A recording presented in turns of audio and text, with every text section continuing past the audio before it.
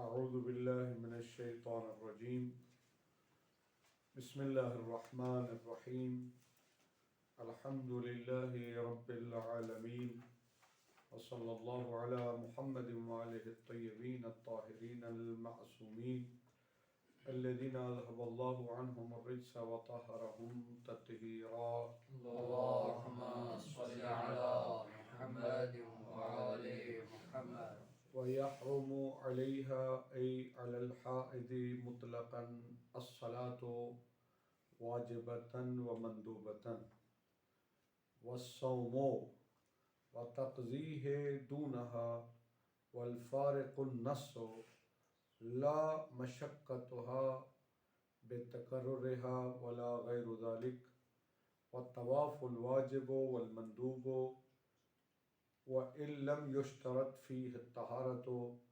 لتحريم دخول المسجد مطلقا عليها.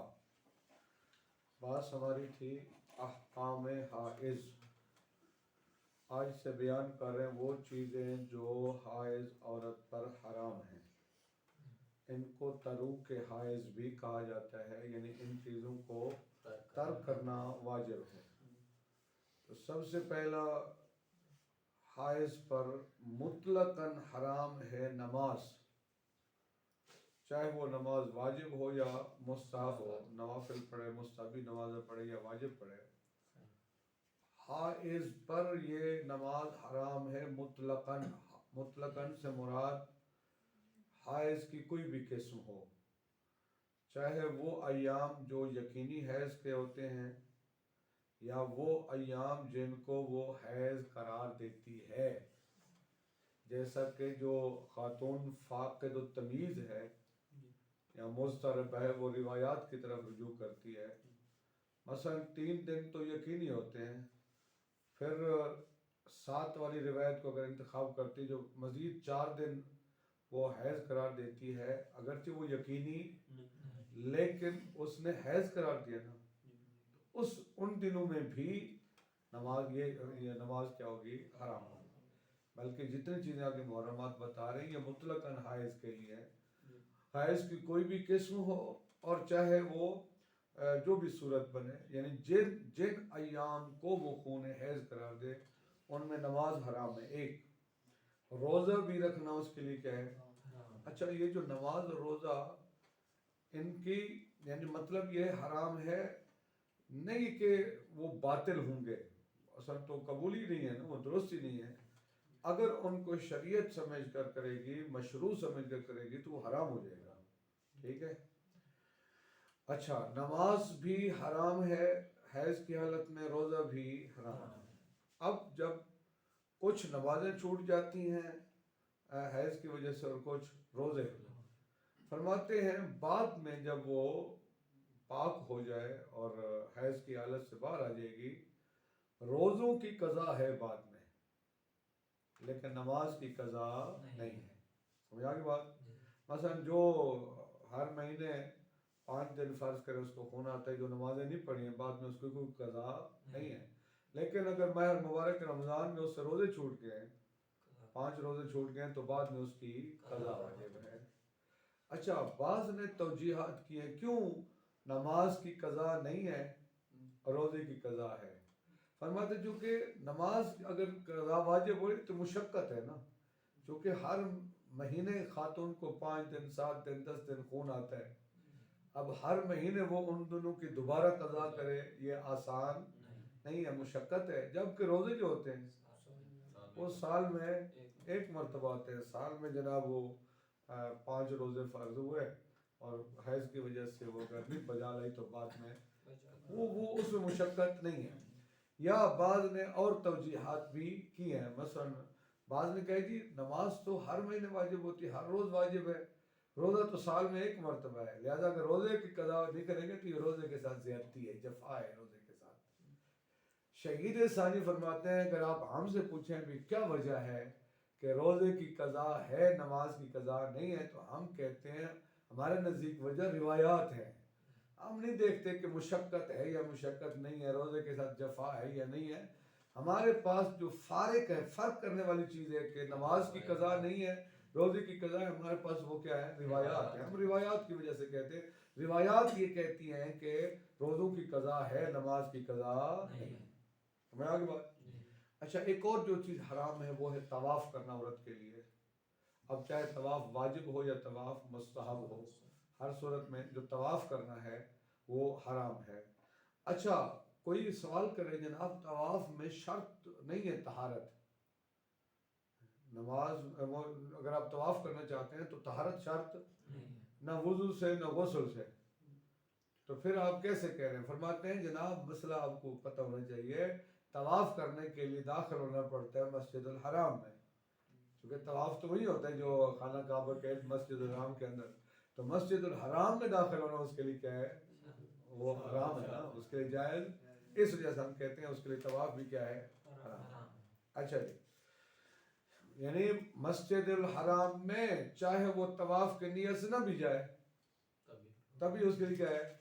یا کسی پر غسل واجب ہو تو پھر وہ حرام ہوتا ہے. ٹھیک ہے. اچھا، قرآن مجید کے الفاظ جو کتابت ہے ہم اس کو مجازن الفاظ کہتے ہیں. لفظ اس کو کہتے ہیں جو ہر وہ آواز جو منہ کے کسی مخرج سے ٹکرا کر نکلے. یہ جو کتابت ہوتی ہے ان کو ہم مجازن الفاظ کہتے ہیں. تو جو الفاظ قرآن ہے، کتابت قرآن ہے، ان کو ہاتھ لگانا، حتیٰ آیت کے ایک حصے کو بھی ہاتھ لگانا کیا ہوگا؟ حرام ہوگا. پہلے جیسے بیان کیا تھا جنوب والی بات میں. اسی طرح اللہ تعالیٰ کے نام کو، ائمہ اسماء معصومین انبیاء ان کے ناموں کو ہاتھ لگانا کیا ہے؟ حرام ہے. البتہ اس میں نقطہ ذہن میں رہے، کسی کا نام ہے اللہ بخش، ٹھیک ہے، یا کسی کا نام ہے محمد علی، اگر کسی کا نام لکھا ہوا ہے محمد علی پھر وہ حرام نہیں ہوگا.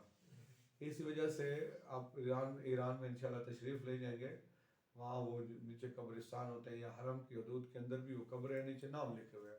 پاکستانی اس سے بڑے ڈرتے ہیں، وہ پھر بڑی تنقید بھی کرتے ہیں یہ حرام ہے یہ ہے.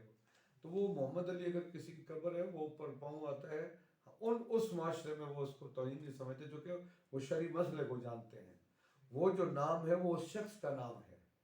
اسی طرح اگر آپ کاغذ پر نام لکھیں محمد، ویسے محمد نام لکھیں، پیغمبر اکرم کا ذہن میں نہ ہو تو آپ اس کو ہاتھ لگا سکتے ہیں. کسی بندے کا نام لکھے آپ نے محمد، ہاتھ لگا سکتے ہیں. جب وہ ان معصومین علیہ السلام کی نام لکھے گئے ہوں، ان کی نیت سے لکھے گئے ہوں، تو اس وقت ان کو ہاتھ لگانا کیا ہوگا؟ حرام ہوگا.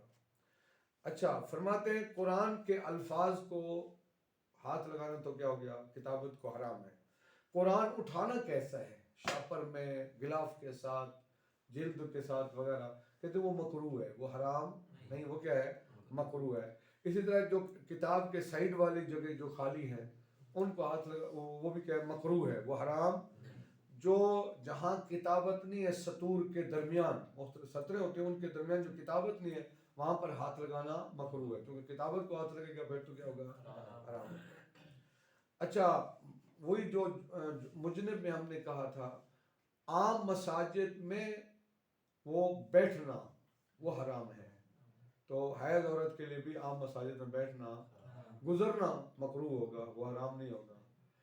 کوئی چیز رکھنا اور کوئی چیز اٹھانا، رکھنا حرام ہے، اٹھانا حرام نہیں.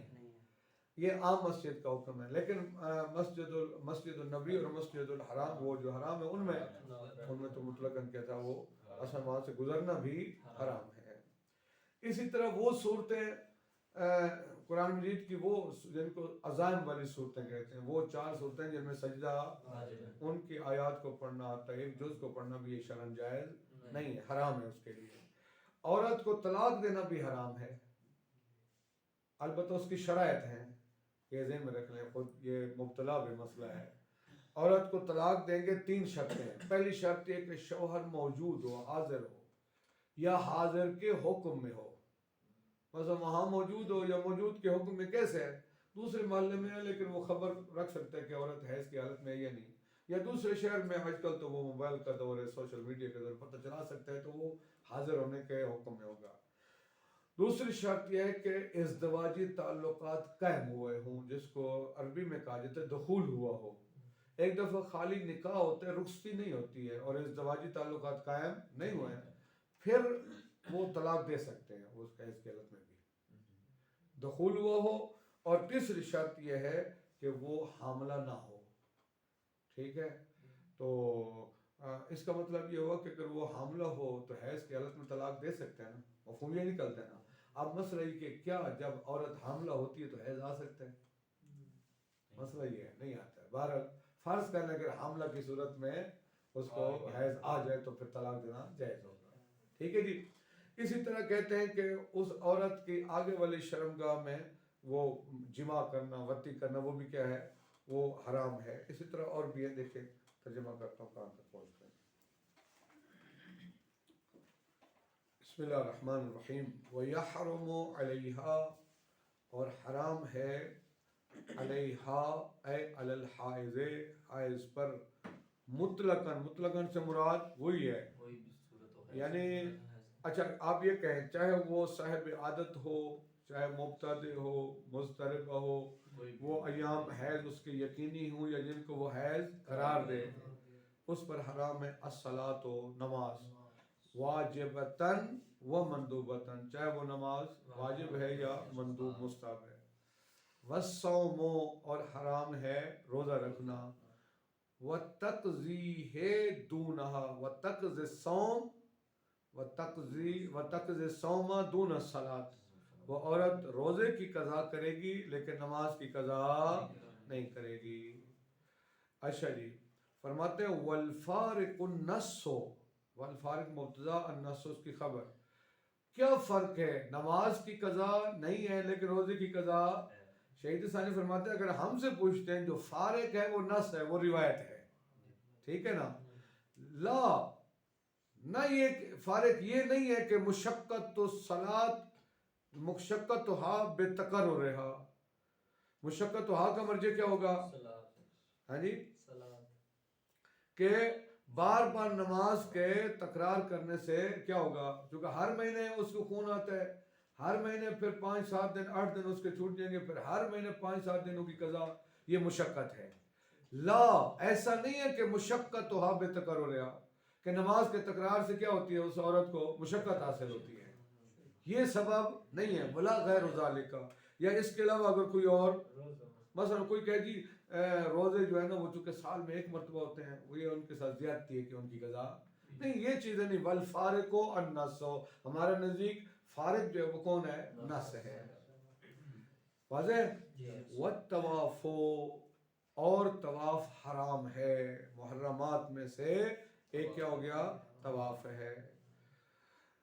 الواجب والمندوب، چاہے وہ طواف واجب ہو یا مندوب ہو، دونوں حرام ہیں. وَإِن لَّمْ يُشْتَرَطْ فِيهِ الطَّهَارَةُ، اگرچہ طواف میں طہارت شرط نہیں ہے. بعض شارحین نے لکھا ہے فیہ کا مرجع مندوب، وہ غلط ہے. یعنی خود طواف میں اگرچہ طہارت شرط، پھر بھی طواف حرام ہے. اگرچہ طواف میں چاہے وہ واجب ہو یا مندوب طہارت شرط، لیکن پھر بھی حرام ہے. کیوں؟ مسئلہ یہ بنتا ہے لتحریم دخول المسجد، چونکہ طواف کرنے کے لیے مسجد سے مراد مسجد الحرام، چونکہ طواف کرنے کے لیے مسجد الحرام میں داخل ہونا پڑتا ہے، اور مسجد الحرام میں داخل ہونا مطلقاً حرام ہے علیہا، چاہے وہ طواف کی نیت سے ہو یا طواف کی نیت سے نہ ہو، چاہے وہ گزرنا چاہے یا ٹھہرنا چاہے، ہر صورت میں اس کے لیے حرام ہے. اس وجہ سے ہم کہتے ہیں کہ طواف اس کے لیے حرام ہے. ومس کتابت القرآن، اور قرآن مجید کی کتابت کو مس کرنا. ٹھیک ہے، یعنی وہ جو لکھے ہوئے الفاظ، حروف، جو جن کو ہم اپنے زبان میں الفاظ کہتے ہیں قرآن مجید کے. وفی معنی ہو کا مرجع مس، اور مس سے کتابت قرآن کے معنی میں ہے اسم اللہ تعالی، اللہ تعالیٰ کا نام. یعنی قرآن کے معنی میں حرمت کے اعتبار سے جس طرح کتابت قرآن کا مس حرام ہے، اسی طرح اسم اللہ تعالی کا مس بھی کیا ہوگا؟ حرام ہوگا.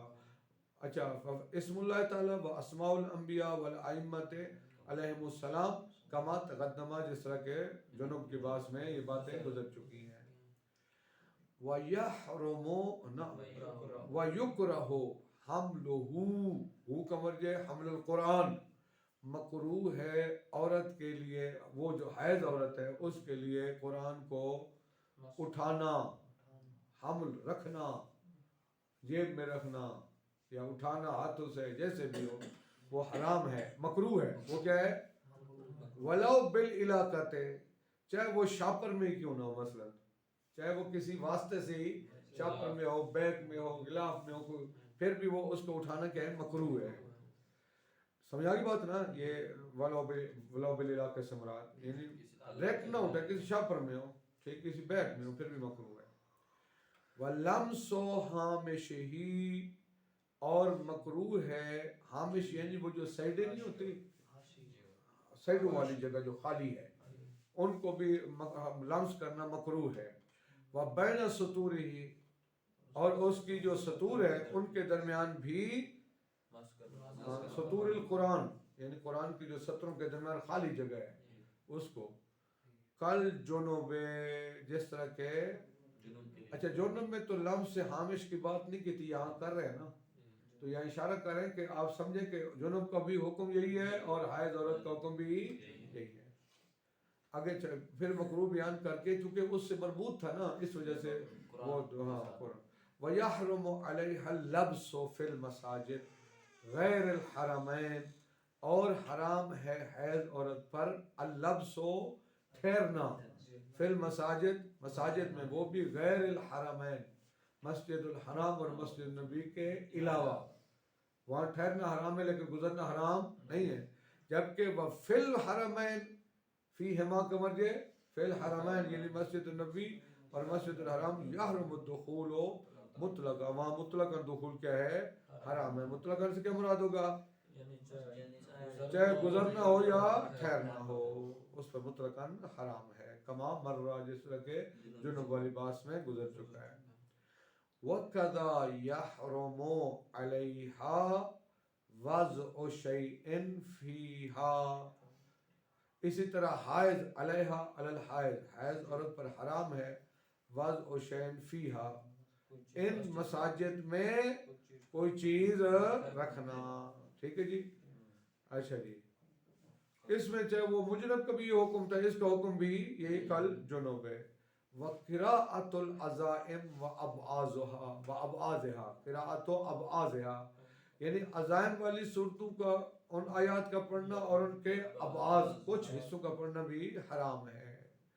وَطَلَاقُهَا، اور اس کو طلاق دینا بھی حرام ہے۔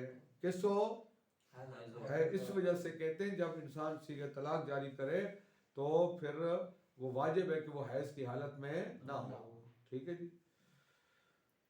اچھا جی، لیکن شرائط ہیں طلاق کے حرام ہونے کی، کچھ شرائط ہیں۔ ما حضور الزوج او حکم ہی، شوہر حاضر ہو یعنی وہ اس کی حالت کا، حالت سے آگاہ ہو سکتا ہو، یا حاضر ہونے کے حکم میں ہو، وہ معلومات کر سکتا ہو مثلا، ٹھیک ہے؟ ایک شرط۔ دوسری، دخول لو ہوگا یا دخول ہی ہوگا، ما حضور الزوج و ما دخول الزوج بہا، وہ زوج اس کے ساتھ دخول بھی کرے، یعنی ازدواجی تعلقات قائم ہوں۔ اس کا مطلب ہے اگر وہ خالی نکاح ہوا ہے، رخصتی نہیں ہوئی ہے، ازدواجی تعلقات قائم نہیں ہوئے، یا رخصتی ہو گئی ہے، مہینہ گزر گیا لیکن ازدواجی تعلقات قائم نہیں ہوئے، دخول نہیں ہوا، تو پھر بھی حرام نہیں ہوگا۔ وَقَوْنِهَا حَائِلًا، حائل یعنی حامل نہ ہو، حائل یعنی خالی، حائل کا معنی کیا ہوتا ہے؟ خالی ہو، خالی سے مراد ہے کہ وہ حاملہ نہ ہو۔ سمجھا گی بات؟ اس کا مطلب ہے وہ جو عورت حاملہ ہے اس کو حیض کی حالت میں طلاق دے سکتے ہیں نا، دیکھیں نا، اس کو حرمت کی شرط یہ ہے کہ وہ حاملہ نہ ہو، حائل ہو، خالی ہو نا۔ اس کا مطلب ہے اگر وہ حاملہ ہے تو حیض کی حالت میں طلاق۔ اب مسئلہ یہ کہ کیا جب وہ حاملہ ہوتی ہے حیض آتا ہے یا نہیں آتا ہے؟ عموماً نہیں آتا ہے، یہ بات اگر فرض کر لیں، پتہ نہیں پھر، چونکہ وہ سیٹنگ ایسی ہے کہ جب حیض آنا بند ہو جاتا ہے تو حمل کی ایک نشانی یہ ہوتی ہے، جس عورت کو اپنی عادت پہ خون نہیں آیا نا تو فوراً اس کو شک پڑ جاتا ہے کہ شاید حمل ٹھہر، وہ بعد میں جا کے ٹیسٹ وغیرہ کرا لیتی ہے۔ لیکن کلی نہیں ہے، بعض اوقات کسی بیماری کی وجہ سے بھی ممکن ہے حیض ہونا بند ہو جائے. سمجھا گئی بات؟ بہرحال کہتے ہیں کہ وَإِلَّا سے مراد اگر کوئی ان 3 شرائط میں سے کوئی ایک شرط موجود نہ ہو تو صحا. 3 شرائط دیکھیں، شوہر گم ہو گیا ہے، دور وطن میں رہتا ہے، وہ اس کی رسائی ممکن ہی نہیں ہے، ٹھیک ہے، یا کیا ہے وہ دخول نہیں کیا ہے، یا وہ کیا ہے وہ حملہ ہے، تو پھر طلاق دینا کیا ہوگا؟ صحیح ہے، حیض کی حالت میں. واضح بات؟ وَإِنَّمَا أَطْلَقَ لِتَحْرِيمِهِ فِي الْجُمْلَةِ. دیکھیے شہید اول نے یہاں پر صرف بات کیا کی ہے، وَطَلَاقُهَا، یہی ہے نا، عورت کو طلاق دینا حرام ہے حیض کی حالت میں. شرائط کس نے بیان کی ہیں؟ شہید صاحب نے. شہید اول نے مطلقاً کہا ہے کیونکہ حائض کو طلاق دینا یہ فی الجملہ حرام ہے، مطلق ہر صورت میں حرام. دوسری بات یہ کہ ہم کتاب الطہارت پڑھ رہے ہیں، بزرگان کی عادت یہ کہ یہاں صرف اشارہ کرتے ہیں، شرائط تفصیلات انشاءاللہ پھر وہ باب النکاح میں آئیں گی. کہتے ہیں وَإِنَّمَا أَطْلَقَ، شہید اول نے مطلقاً کہا ہے، اس طلاق کے حائض کی تفصیلات میں نہیں گئے ہیں. کیوں؟ لتحریم الطلاق فی الجملہ، چونکہ طلاق فی الجملہ کیا ہے؟ وہ مطلقاً ہم نے بیان کر دیا ہے. ومحل التفصیل باب الطلاق، اس کی تفصیلات کہاں بیان ہوں گی؟ باب الطلاق میں. وَإِنْ اُعْتِيدَ ہونا، اگرچہ باب طہارت میں بھی جب بیان کرتے ہیں وہ تروک حیض کے کون کون سی چیزیں حیض پر حرام ہے، وہاں پر عادت ہے بزرگان کی اجمالاً وہ ذکر کر دیتے ہیں کہ اس کو طلاق دینا کیا ہے؟ حرام ہے. اس کی شرائط وہ بیان کریں گے خود باب الطلاق میں. واضح بات؟ وَوَطْءُهَا، اور حرام ہے وطی کرنا. یہ وطی کی اصطلاح ہوتی ہے یعنی جمع کرنا. قبلاً، وہ بھی آگے والی شرمگاہ میں، وہ بھی آمدن عالمن. توجہ فرمائیں، عمدن بھول جائے، ایک دفعہ یہ بھول کے پتہ نہیں وہ حیض میں ہے یا نہیں، اس کو نہیں پتہ تھا، بعد میں پتہ چلا ہے تو وہ حرام نہیں ہوگا. یا یہ ہے کہ پھر عالمن بھی ہے، مسئلے کو جانتا ہو تب حرام ہے. اگر کسی بندے کو معلوم ہی نہیں ہے کہ حیض کی حالت میں جماع حرام ہوتا ہے، وہ کر لیتے تو پھر حرام نہیں ہوگا. اس کے ساتھ وطی کرنا، وہ بھی آگے والی شرمگاہ میں، وہ بھی آمدن عالمن، یعنی عمدن کرے اور جانتا بھی ہو. فتجب الکفارۃ، یہی بات ہے.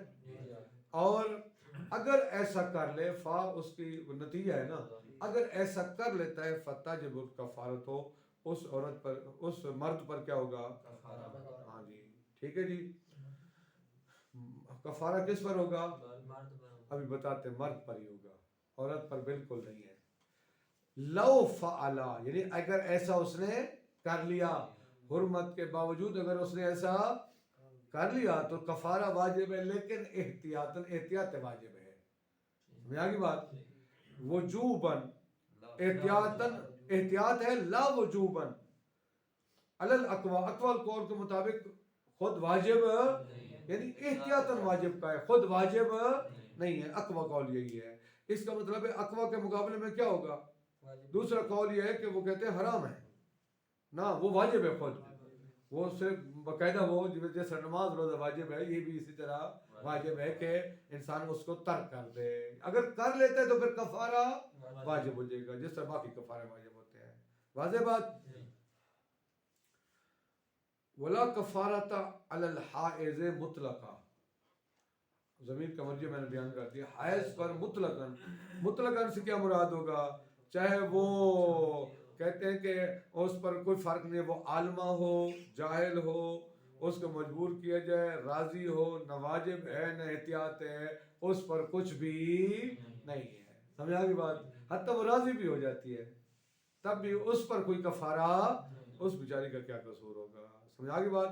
ولا کفارۃ علیہا، اس حیض پر مطلقاً کوئی کفارہ نہیں، حتیٰ وہ خود وہ شوہر کو لے جائے، خود اس کو کہے بھی یا راضی ہو جائے، پھر بھی نہیں ہے. اچھا کفارہ دینا کتنا ہے؟ اب کفارہ روزے رکھنے کیا کرنا ہے؟ کہتے نہیں کفارہ تھوڑا سا سزا بھی دینی چاہیے نا شوہر کو، ٹھیک ہے، اس نے غیر معقول دنوں میں اس نے کام کیا ہے تو کفارہ بے دینار، شاباش، 1 دینار، دینار سونے کا ہوتا ہے، تقریباً یہ 18 چنے کے برابر، بعض نے گراموں میں کیا ہے تو 3-4 گرام بنتا ہے ایک دینار، وہ بھی سونے کا۔ درہم چاندی کا ہوتا ہے اور دینار کس کا ہوتا ہے؟ سونے کا ہوتا ہے، تو وہ ایک دینار دے گا۔ البتہ میں اس کا زبان میں بتا دوں، کہتے ہیں کہ وہ جتنے دن اس کو حیض آئے نا، قاعدہ کلیہ سن لیں، اس کو 3 حصوں میں تقسیم کریں۔ آسان مثال ہے 6 دن والی۔ فرض کریں کسی خاتون کو 6 دن کیا ہے؟ حیض آئے، تو اس کے 3 حصے بنا لے، پہلا حصہ، دوسرا حصہ، تیسرا حصہ۔ اگر پہلے حصے یعنی پہلے 2 دنوں میں اس نے وہ اس حیض کی حالت میں اس خاتون کے ساتھ جمع کیا ہے، پھر 1 دینار ہے۔ اگر دوسرے حصے میں یعنی تیسرے اور چوتھے دن اس نے کیا ہے تو پھر اس کا ہاف ہو جائے گا، آدھا دینار۔ آخری 2 دنوں میں کیا ہے تو پھر اس کا ہاف یعنی ربع دینار ہو جائے گا۔ یعنی چونکہ جیسے جیسے وقت گزرتا جاتا ہے وہ شدت کم ہوتی جاتی ہے، سمجھ آ گئی بات؟ یہ اس صورت میں اگر اس کی عادت کتنے ہوں؟ 6 دن کی ہو۔ اگر 6 دن نہیں ہے، کسی کی 7 ہے، تو پھر 3 حصوں میں تقسیم کریں گے۔ پہلے 16 میں پورا دینار، دوسرے 16 میں آدھا دینار، اگلے 16 میں ربع دینار۔ اسی طرح چاہے وہ عورت مبتدع ہے، چاہے وہ مضطرب ہے، کوئی بھی ہے، وہ اپنے یا جن دنوں کو اس نے حیض قرار دیا ہے اس کو 3 حصوں میں تقسیم کرے گا، اور اس کے پہلے حصے میں 1 دینار، دوسرے حصے میں آدھا دینار، تیسرے حصے میں ربع دینار ہوگا۔ سمجھ آگے کہتے کلیہ؟ اب اس کا بیان کرتے ہیں۔ وَالْكَفَّارَةُ بِدِینَارٍ، کفارہ دے گا 1 دینار، اے مسقال ذہب خالص، خالص سونے کا مسقال، وہ بھی مضروب سکہ دار، جس پر مہر لگی ہوتی ہے، باقاعدہ سکے جو بنے ہوتے ہیں وہ کس کب ہے 1 دینار؟ فی الثلث الاول، اگر اس جتنے دن اس کی ہے عادت اس کے پہلے ثلث میں، ٹھیک ہے؟ ثم نصف الدینار فی الثلث الثانی، ثلث ثانی میں آدھا دینار ہوگا، ثم ربع الدینار فی الثلث الاخیر۔ سمجھا کی بات؟ پھر آخری ثلث میں